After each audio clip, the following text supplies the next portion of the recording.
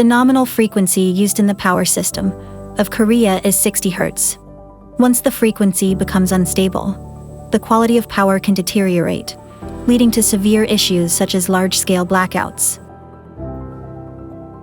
This is why the Korea Power Exchange operates a power control center to maintain frequency stability.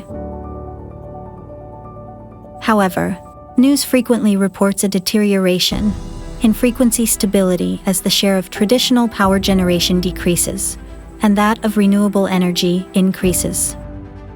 When disturbances, such as power line accidents or lightning occur in rotary-based power generation facilities, the inertia inherent in rotating mechanical generators helps maintain frequency stability. On the other hand, inverters and renewable energy generation systems cannot contribute to frequency stabilization due to lack of rotational inertia. In place of conventional grid-following control tied to power generation facilities, grid forming, which enhances the independent stability of the power system by imparting artificial inertia to inverters, is emerging as the optimal technology.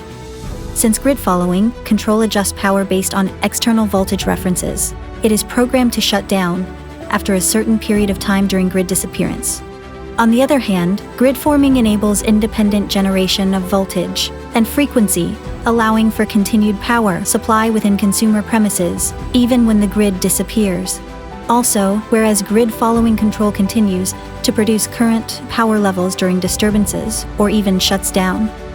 Grid forming, inverters generate voltage and frequency autonomously, helping to prevent fluctuations in the external grid frequency.